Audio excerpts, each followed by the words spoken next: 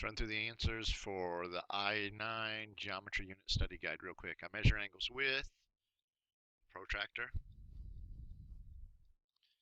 I draw circles with the compass. Sides, triangles have 3. Quads have 4. Penta is 5. Hex, 6. And octa, like the octopus, is 8. 90-degree angles are right angles. If it's larger than a right angle, it's open, wide, obtuse. If it's less than a right angle, oh, it's a cute little angle. Sum of the two short sides of the triangle must be bigger or larger than the longest side, otherwise it won't make a real triangle. If I add the degrees up in a triangle, it's going to be 180. I measure the angles in degrees. Congruent means same size, same shape. Diameter is twice as big, or 2 times as big as the radius. If 2 sides of the triangle are equal, then 2 of its angles are equal. Scalene, remember the pig gets on the scale, he weighs something different every week, so none of the sides are equal. Isocream cone has 2 sides equal. Equilateral, everything's equal, so all 3 sides. 2 lines that never cross, and remember we're in 2D, so we're just going to do parallel. And 2 lines that make a right angle in 2D are going to be perpendicular.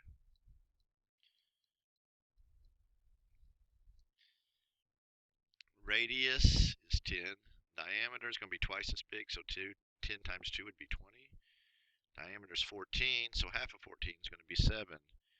Main difference between a rhombus and a square. Well, rhombuses have 4 equal sides, so do squares. But a square has 4 right angles. And rhombuses don't have to. What's the main difference between a trapezoid and a parallelogram? Well, they both have 4 sides. The big difference is the trapezoid, or just call it trap, has 1 set of parallel sides. And the parallelogram has 2 sets of parallel sides. It's parallel all over. That's why they call it a parallelogram. Scroll up a little so we can finish this page. The difference between a square and a rectangle, well, they both have 4 right angles. The difference is going to be the square has 4 equal sides. And the rectangle doesn't have to. 4 equal sides. All right. What's the missing angle? Well, previously we said that the angles are always going to add up to 180 degrees. So I got 90 plus 55. That gets me to 145. So 180 minus 145. Do my borrowing. I'm at 35 degrees. So this must be a 35-degree angle. That makes sense. When I look at it really carefully, this angle looks less than this angle, so I would be expecting something less than 55. Over here, I'm adding 30 plus 25. I'm now at 55. Take that away from 180. Do some borrowing again. 125 degrees, and that looks like that would make sense because that's definitely more than a 90. Okay, strategy on drawing these congruent figures. I want to label the vertices first. It doesn't matter which one you call what first. So I got A here, B here, C here. So I'm going to come over here and I'm going to put an A, and I just come back here and count from A to B is 1, 2, 3 dots down, 1, 2, 3 dots down.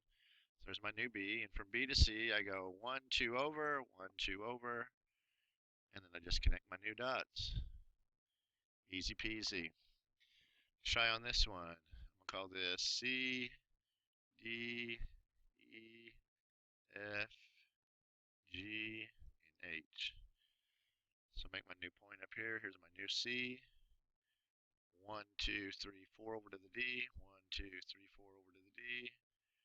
1 down from the C to the H. 1 over from the H to the G. I guess I should be labeling these again. There's my new G. From the G down to the F, 1, 2, 1, 2. There's my new F. From the F over to the E is 2, 1, 2. And I just should get something that's exactly. Be nice if I drew on the lines. My pen's not lining up exactly right. I'm going to have a congruent shape. Same thing over here. So I'm going to call this one W, X, Y, and Z. So I just pick a point for W. From W, I'm going over 1, 2, 3 to X. 1, 2, 3, there's X. This, this gets a little bit tricky. Apparently, I got a little close there. Get my X back and my Y back. I'm 2 down from the X and then 1 over. So 2 down from the X, 1 over, there would be my new Y. And now from Y, I'm going over 1, 2, 3 to Z. 1, 2, 3 to Z. Connect my points. And there's my congruent shape. Scrolling up, we're going to put a word in there that describes whatever we see in the picture. So this goes halfway across the circle, so it's a radius. This goes all the way across, it's a diameter. This next one, take a look. I got one shape that has 3 sides, one with 8, one with 4, another one with 4. The one thing I notice about them, they're all closed and made with straight sides. That would make them polygons. Remember, poly means many, gon means side. All of these shapes have 4 sides, so they must be the quads, quadrilaterals. These all have 5, pentagon. These all have 6, that would make them hexagons. All of these have 8, octagon. These all have 4, but I'm not looking for quads because they all also have one set of parallel sides, the top and the bottom. That one's got that side and that side, that side and that side. Don't fall into the trapezoid. Name the triangle 2 ways. So first I'm looking for angles. It has no right angles or obtuse, so it's acute. And then we got 2 sides the same. That would make it isosceles. So we have an acute isosceles. Again, we got 4 on all of them. Top 2 sets of parallels in each one, so it's a parallelogram. Go to this next triangle. It does have an obtuse angle, so it's going to be obtuse. 3, 8, 9. The numbers keep getting bigger every time I put them on a scale, so scalene. All of these shapes have 4 equal sides, which would make them a rhombus. This triangle has a right angle. 7, 7, 10. 2 sides are the same. Isocreme cone, isosceles. All of these would be rectangles. We're looking for an angle name. It's open, wide, obtuse.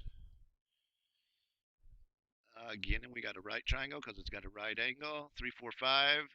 Numbers keep getting bigger every time they get on the scale. Scalene. These do look like there's a 90-degree angle right there. Perpendicular.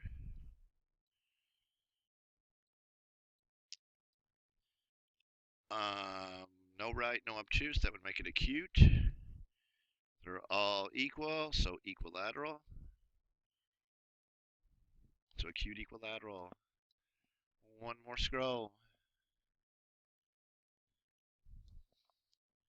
These 2 lines are never going to touch, so that makes them parallel. This has an obtuse. And then we're going 5, 5, 9. 2 are the same. Isocreme cone, isosceles. This angle's acute. This angle's right. This particular tool is a protractor. I'm going to use it to measure angles. This triangle, no right, no obtuse, so it's acute. And then we got a 6, 7, 8, so it's getting bigger every time we get on the scale. Scalene. Tool we use to make circles, a compass. These all have 3 sides, so they must be triangles. Then we need a rhombus. All you have to do for your rhombus is make sure you have 4 equal sides. The diamond kind of shape is probably what you think of. Trapezoid. Trapezoid is the one that looks like Snoopy's water bowl. Or if you want the state of Nevada. Let me try that again. The state of Nevada. There we go. Draw a parallelogram means top and bottom, and the 2 sides are both parallel. Rectangles work. The Meaning parallelogram is probably one most people are thinking about. Pentagon, penta means five, five sides. One that looks like a house. The one that looks more like what the real Pentagon in Washington, D.C. looks like.